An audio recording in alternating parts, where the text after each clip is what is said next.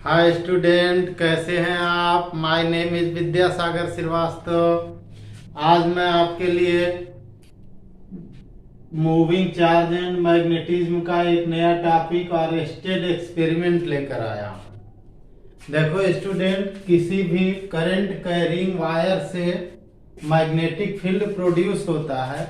इसी को इन्होंने अपने प्रयोग में क्लियर किया था। जो है आर्स्टेड के प्रयोग से ये पता चल गया था कि कोई भी करंट कैरिंग कंडक्टर है, जिस वायर में करंट फ्लो हो रही है, ठीक है, उससे मैग्नेटिक फील्ड प्रोड्यूस होता है। ये उन्हें पता लगा था। उन्होंने मैग्नेटिक नीडल को ऐसे रखा था। आप देखो स्टूडेंट, पहले हम लोग देखें कि इस डायग्राम में है क्या क्या। ये एक सेल है, ठीक है, जिसका पॉजिटिव इधर है, निगेटिव इधर है, और ईएमएफ की डायरेक्शन ऐसे दिखाते हैं। यानी यहाँ सेल के अंदर करंट इधर से इधर जाएगी, जो है अगर चल रहा होगा तो। यहाँ स्विच ऑफ है तो इसमें कोई करंट नहीं है। तो ये नीडल हमारी नॉर्थ साउथ में बिल्कुल ज्यों की त्यों स्थिर है, ठीक है। लेकिन देखो स्टूडेंट, इसमें क्या हो गया, इसमें स्विच ऑन हो गया, यहाँ स्विच क्या है, ऑफ है, ठीक है। तो यहाँ जो हमारा स्विच है यस, ये ऑन हो गया, ठीक। अब ऑन हो गया तो ये सेल है, सेल से करंट ऐसे फ्लो होने लगी। ऐसे करंट फ्लो होने लगी तो जो मैग्नेटिक नीडल का नॉर्थ था, ऐसे सीधा था, ये करंट की ओर टर्न हो गया, वायर की ओर थोड़ा टर्न हो गया। ऐसे होने के बजाय इधर टर्न हो गया, ठीक है। इससे ये पता चला कि इसमें ऐसा मैग्नेटिक फील्ड प्रोड्यूस हुआ जो इसके नॉर्थ वाले को अट्रैक्ट कर रहा था और साउथ वाले को रिपल कर रहा था, ठीक है। तो यहाँ पर ऐसा मैग्नेटिक फील्ड प्रोड्यूस हुआ जो नॉर्थ वाले को अट्रैक्ट कर रहा था, साउथ वाले को रिपल कर रहा था। अब देखो स्टूडेंट, इसमें सेल की पोलैरिटी चेंज हो गई।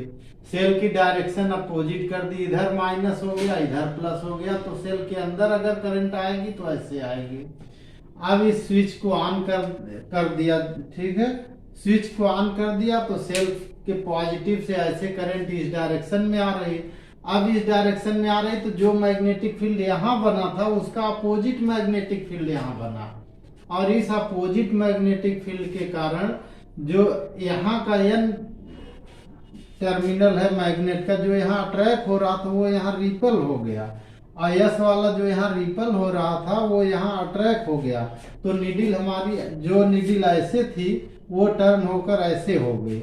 इसका मतलब कि इससे ये पता चला इनके प्रयोग से, आर्स्टेड के प्रयोग से, कि ये मूविंग, ये current carrying conductor produced a magnetic field surrounding, ठीक है। यानी कोई भी गतिमान चालक, गतिमान आवेश, कोई भी गतिमान आवेश या धारा या तार जिसमें करंट फ्लो हो रही होगी, वो सभी चुंबकीय क्षेत्र उत्पन्न करते हैं और तार के चारों ओर करते हैं, ठीक है। ये तार ऐसे अगर है तो इस तार के चारों ओर चुंबकीय क्षेत्र बनेगा। नीडल को अलग अलग जगह रखेंगे तो ये पोजीशन बनेगी। तो आर्स्टेड ने अपने प्रयोग में यही बताया कि यदि किसी तार में, वायर में धारा बह रही है, प्रवाहित हो रही है, तो उससे चुंबकीय क्षेत्र बनता है, ठीक है। अब देखो स्टूडेंट, हम लोग एक नया टॉपिक लेकर आए हैं, बायो सावर्ट लॉ, यानी magnetic field due to a current carrying conductor, यानी धारावाही तार या चालक के कारण उत्पन्न चुंबकीय क्षेत्र, ठीक है। धारावाही तार या चालक के कारण उत्पन्न चुंबकीय क्षेत्र, वायर या कंडक्टर दोनों लिखते हैं। दोनों जो आपके लिए पूछा जाएगा वो आप बताएंगे। कभी कभी वायर पूछता है, कभी कभी कंडक्टर पूछता है, ठीक है। अब देखो स्टूडेंट, सपोज कर लो ये हमारा एक वायर है, इसमें करंट आई ऐसे फ्लो हो रही है नीचे से ऊपर की डायरेक्शन में, ठीक है। और हमें इस पॉइंट पर मैग्नेटिक फील्ड P पर फाइंड करना है। उतनी डिस्टेंस पर इधर भी लगा सकते हैं, उधर भी लगा सकते हैं। हम एक ही तरफ लगाएंगे, आप दोनों तरफ चाहें तो लगा लें। अब देखो स्टूडेंट, इस पर हम एक पॉइंट लेते हैं। इस पॉइंट से इसकी डिस्टेंस स्मॉल r है, सपोज कर लो, ठीक है। और ये जो हमारा वायर है इससे इसका एंगल थीटा है, सपोज कर लीजिए। तो हम इस वायर पर एक एलिमेंट ले लेते हैं, अल्फा लघु अवयव ले लेते हैं, ठीक है। इस लघु अवयव का नाम हम कुछ भी रख दें, सी डी हमने रख दिया। इस लघु अवयव का नाम क्या रख दिया, सी डी। अब सी से डी के बीच की जो डिस्टेंस होती है, लेंथ होती है वायर की, उसको हम लोग डीएल ऐसे लिखते हैं, ये वाला डीएल लिखते हैं, ठीक है। अब हमें क्या क्या मिला स्टूडेंट, आर मिला, डीएल मिला, आई मिला, ठीक। तो यानी मैग्नेटिक फील्ड इन्हीं पर डिपेंड होंगे। तो according to Biot Savart law, according to Biot Savart law,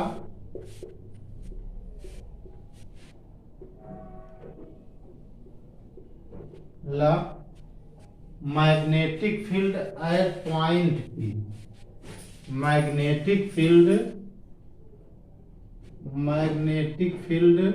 eight point P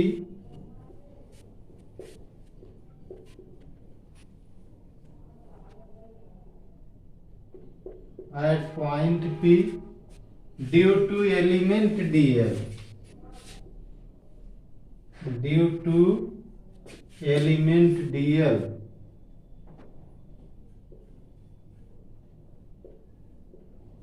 ठीक है।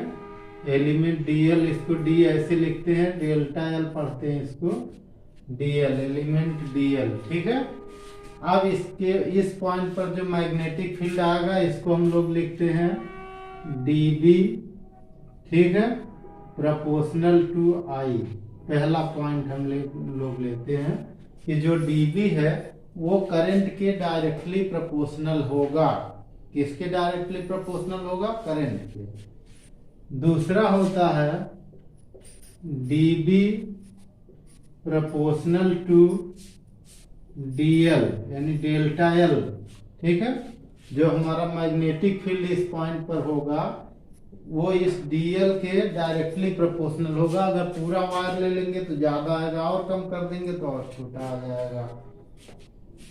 तीसरा होता हमारा, ठीक है, dB प्रोपोर्शनल टू 1/r², यानी जो हमारी डिस्टेंस होती है इसके मिड पॉइंट से यहाँ तक की, उसके स्क्वायर के इनवर्सली प्रोपोर्शनल होता है, ठीक है, यानी व्युत्क्रमानुपाती होता है, ठीक है। और यहाँ पे देखो ये थीटा है, तो चौथा भी इसमें आ जाता है। तो चौथा पॉइंट जो dB है यानी delta B proportional to sine theta होता है, ठीक है। अब इन चारों को अगर हम मिला दें स्टूडेंट तो हम लिख सकते हैं कि क्या आएगा, dB proportional to I dl sine theta, ये डायरेक्टली प्रोपोर्शनल वाले हैं, और r² इनवर्सली प्रोपोर्शनल वाला है, ठीक है। तो अगर हम इनको कंबाइंड कर दें from 1 2 3 and 4, dB = I dl sine theta upon r², जहां प्रोपोर्शनल वहां कांस्टेंट, तो हम लोग निकालते हैं dB = μ0/4 पाई कांस्टेंट आता है, μ0/4 pi I dl sine theta upon r² आता है, ठीक है। ये dB लेंथ के लिए है मैग्नेटिक फील्ड, यानी dl लेंथ के लिए जो हमारा थोड़ा सा भाग है, जो अल्पांश से लघु अवयव हमने लिया, एलिमेंट लिया है, इस एलिमेंट के कारण जो यहाँ मैग्नेटिक फील्ड का ये formula according to Biot Savart law, dB = μ0/4 pi I dl sine theta upon r² है। अब देखो student, μ0 is a constant, μ0 is a constant, ठीक है। वैल्यू ऑफ μ0 = होती है 4 pi 10⁻⁻7 newton per ampere square, इसका मात्रक लिखते हैं, ठीक है। 4π 10⁻⁷। अगर इसको हम यहाँ अप्लाई कर दें, देखो स्टूडेंट, तो हम यहाँ से dv का क्या फार्मूला लिख सकते हैं, dv इज इक्वल टू 10⁻⁷, क्योंकि 4π से 4π कैंसिल हो जाएगा, I dl sine theta upon r square. ठीक है, ये हमारा dv का फार्मूला हुआ।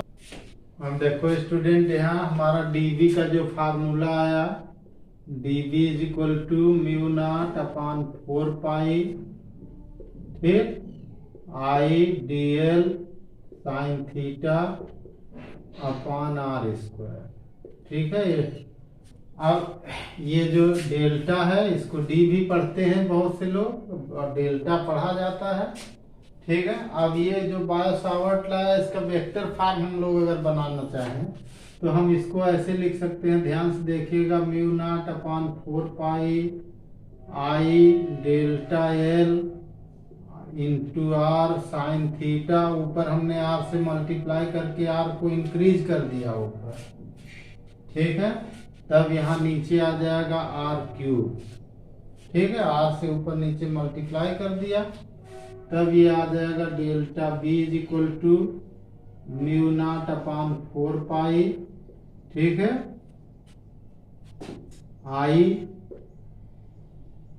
और ऊपर आ जाएगा क्रॉस, ये हो जाएगा डेल्टा l क्रॉस r, इन दोनों पर क्रॉस प्रोडक्ट हो जाएगा अपॉन r³ हो जाएगा। ये vector form of bio Savart law होगा। ठीक है, देखो स्टूडेंट, अब हम लोग देखेंगे relation between mu naught and epsilon naught. Mu not और एप्सिलॉन नॉट में संबंध। तो म्यू नॉट है क्या स्टूडेंट? म्यू नॉट है हमारा परमिएबिलिटी ऑफ फ्री स्पेस। क्या है?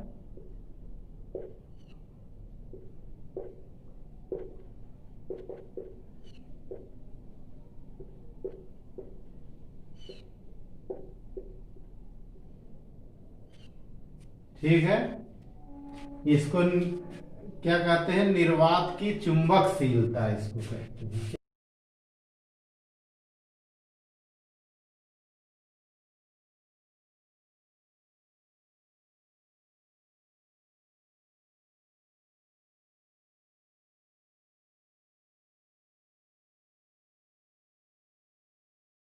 इसको निर्वात की चुंबकशीलता कहते हैं म्यू नॉट को। ठीक है, और एप्सिलॉन नॉट को तो आप जानते ही हैं, क्या कहते हैं?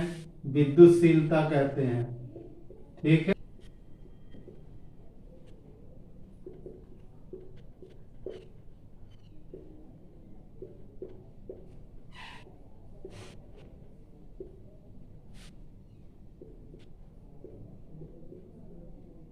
इसको निर्वात की विद्युतशीलता कहते हैं।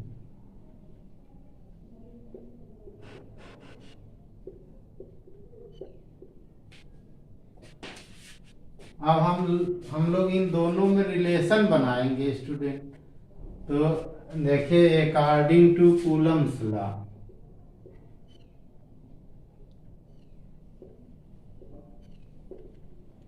अकॉर्डिंग टू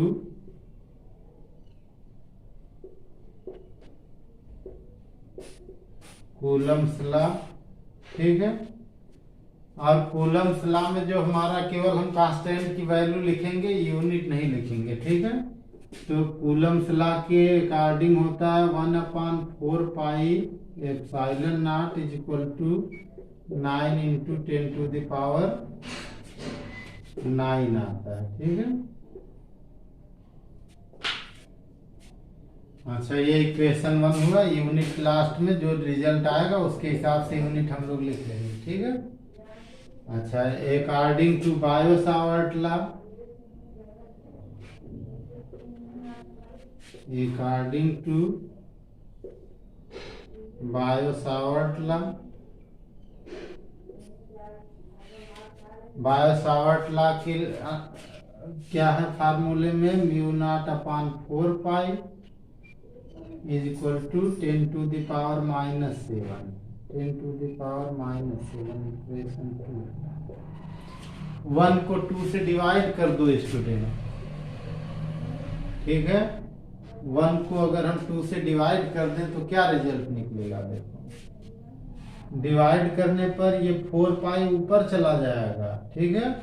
तो इक्वेशन 1 डिवाइडेड बाय इक्वेशन 2, ठीक। इक्वेशन 1 को 2 से डिवाइड कर दिया, डिवाइड करने पर 4 पाई ऊपर चला आया, 4 पाई अपान नीचे आ गया 4 पाई और एप्सिलॉन नॉट म्यू नॉट आ गया, ठीक। ये नीचे आ गया इज इक्वल टू ऊपर आ गया 9 और 10 टू द पावर, इधर देखो स्टूडेंट -7 है, ऊपर चला जाएगा +7 हो जाएगा, तो 9 और +7 हो जाएगा, ठीक। 4 पाई कैंसिल हो गया, ये 4 पाई कैंसिल हो गया, तो यहाँ आ गया 1 upon epsilon naught mu naught is equal to 9 into 10 to the power 16 आ गया, 9 इंटू 10 टू द पावर 16 आ गया, ठीक है। अब इसको देखो स्टूडेंट, इसमें जो वैल्यू ली हुई है सब एसआई सिस्टम की है, तो ये आ गया 3 इंटू 10 टू द पावर 8 का स्क्वायर। ये तो आप जानते होंगे, आप इससे परिचित होंगे कि कौन सी डिजिट है, ये speed of light in vacuum है, ये सी है ये, ठीक। इससे हमारा एक रिलेशन यहाँ से क्या बना, देखो student 1 upon epsilon naught mu naught is equal to C square बना, ठीक। सी क्या है, speed of light in vacuum, यानी 3 into 10 to the power 8 metre per second. अब वो यहाँ पर एक फार्मूला इनमें बना, ठीक है। अगर हम इधर रूट लगा दें तो क्या फार्मूला बनेगा, 1 upon under root epsilon naught mu naught बना इज इक्वल टू सी बना। अब हम यूनिट के साथ इसको लिख देंगे, तो 3 इंटू 10 टू द पावर 8 बना और यूनिट इसका मीटर पर सेकेंड बना, यही रिलेशन है, ठीक है स्टूडेंट। देखो स्टूडेंट, यहाँ से एक और फार्मूला हम ऐसे लिख सकते हैं, ठीक है।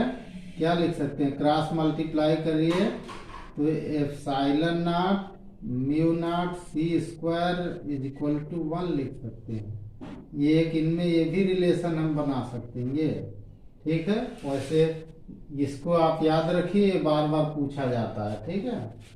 देखो स्टूडेंट, अब हम लोग देखेंगे direction of magnetic field due to a current carrying conductor, यानी जो बायो सावर्ट लॉ से मैग्नेटिक फील्ड प्रोड्यूस हुआ उसकी डायरेक्शन कैसे देखी जाएगी। धारावाही चालक के कारण उत्पन्न चुंबकीय क्षेत्र की दिशा। अब देखो स्टूडेंट, दिशा के लिए हमने यहाँ 3 रूल लिए हैं। एक तो right hand palm rule number 1 होगा ये, ठीक है। ये मैग्नेटिक फील्ड के लिए 1 होगा, और सेकेंड के लिए जो होगा वो मैग्नेटिक फील्ड में फोर्स के लिए होता है, वो पीछे बता चुके हैं हम। अब यहाँ देखो एक और है राइट हैंड थंब रूल, दाहिने हाथ के अंगूठे का नियम, और एक है Maxwell's right handed screw rule, यानी पेंच कसने का नियम है, ठीक है। अब पहले वाले नियम को देखे स्टूडेंट, इधर देखिए, अगर हम अपने हाथ को ऐसे स्ट्रेच करें, ऐसे फैला दें, देखिए ऐसे फैला दें कि हमारा जो करंट है वो थंब से बाहर निकले, उस कंडीशन में अगर ये जो हमारी फिंगर्स हैं ये उस पॉइंट को इंडिकेट करें जहां मैग्नेटिक फील्ड हमें पता करना है, इस पॉइंट पर मान लीजिए इस पी पॉइंट पर हमें मैग्नेटिक फील्ड फाइंड करना है, ठीक है। तो मैग्नेटिक फील्ड की डायरेक्शन जो होगी हमारी पाम की डायरेक्शन में होगी, यानी इस पर पाम पर ये ऐसे लगी होगी, ऐसे निकलेगी मैग्नेटिक फील्ड। अब इसको हम यहाँ ऐसे अगर दिखाएं स्टूडेंट, तो ये इधर इस डायरेक्शन में हम इसको ऊपर दिखाते हैं, वेक्टर की पाम की डायरेक्शन ऊपर लेते हैं। अब इधर हवा में तो ले नहीं सकते डायरेक्शन, बोर्ड पर इसको हम ऐसे दिखाते हैं ऊपर की ओर, ठीक है। ये ऐसे ही लेते हैं, देखिए if we stretch finger and thumb at right angle and thumb represent to the direction of current, fingers represent to the direction of the position of the point, then magnetic field direction of the magnetic field will be perpendicular to the direction of palm, palm के perpendicular होगी, इसके ऐसे होगी perpendicular, ठीक है।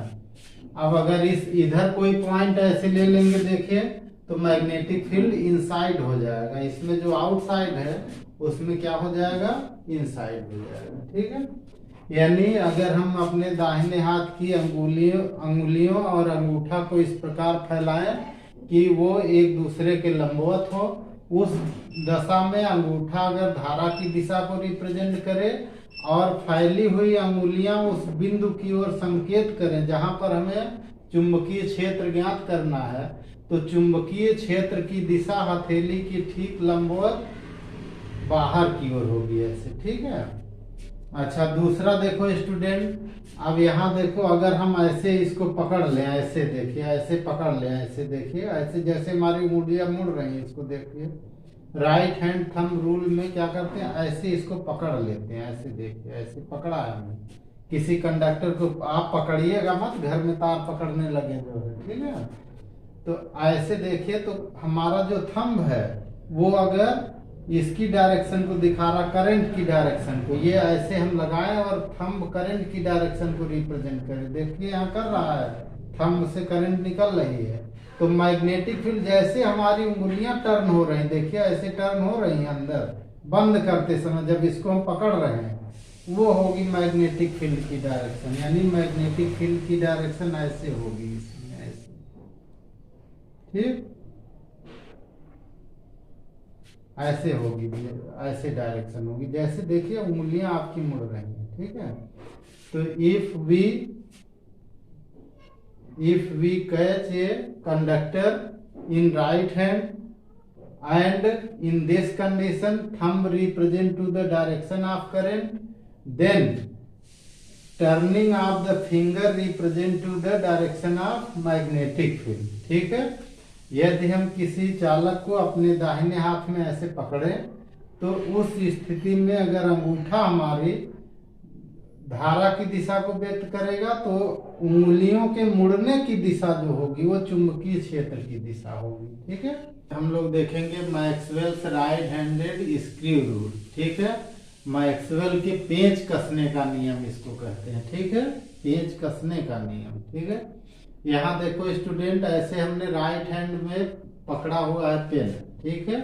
If we hold a पेचकस इन right hand and rotate it, ठीक है, अगर हम किसी पेचकस को पकड़कर ऐसे रोटेट कर रहे हैं, ठीक है, राइट हैंड में ऐसे देखिए उंगलियों से रोटेट हो रहा है, ठीक है। अब रोटेट करेंगे तो पेच पर रोटेट करेंगे तो पेच जो है फॉरवर्ड डायरेक्शन में आगे जाएगी, तो जो फॉरवर्ड डायरेक्शन होगी हमारी पेंच के आगे जाने की, वो अगर करंट की डायरेक्शन हो, ठीक है, तो हमारे जो देखिए उंगलियों के टर्न से जो घूम रहा है पेचकस, इसके घूमने की जो डायरेक्शन होगी वो मैग्नेटिक फील्ड की डायरेक्शन होगी, यानी इसमें भी मैग्नेटिक फील्ड ऐसे ही बनाएगा जो है, ठीक है, ऐसे बनाएगा मैग्नेटिक फील्ड, जैसे हमारी पेच कस रही है, ऐसे देखो, ऐसे कस रही है, आप देखिए ना खुद ही, यहाँ देखिए, तो अगर ये हम इसको रोटेट करें और इसकी डायरेक्शन पेच को कसने की हो, पेच अंदर जाए जो है, ठीक है। If we hold in right hand and rotate it in the forward direction of the motion of screw, ठीक है, and this forward direction represent to the direction of current, then the direction of rotation of the screwdriver represent to the direction of magnetic field, ठीक है। यदि हम अपने दाहिने हाथ में किसी पेचकस को पकड़ करके उसको ऐसा कसें कि पेच आगे बढ़ रही हो, उस कंडीशन में यदि पेच के आगे बढ़ने की दिशा धारा की दिशा होगी, तो पेचकस के घूमने की जो दिशा होगी वो मैग्नेटिक फील्ड की डायरेक्शन होगी, यानी जो स्क्रू ड्राइवर को अगर हम अपने हाथ में पकड़ के ऐसे घुमाएंगे, तो उस स्क्रू ड्राइवर के आगे बढ़ने की डायरेक्शन जो करंट की डायरेक्शन होगी, और उसके घूमने की, उसके रोटेशन की जो डायरेक्शन होगी, ऐसे देखिए रोटेशन हो रहा है, ऐसे हाथों देखिए तो इस डायरेक्शन में ऐसे मैग्नेटिक फील्ड ऐसे बन रहा है, देखिए ऐसे ऐसे, ठीक है, ऐसे ऐसे बन रहा है, ठीक। मैग्नेटिक फील्ड की डायरेक्शन ऐसे रिप्रेजेंट की जाएगी, ठीक है।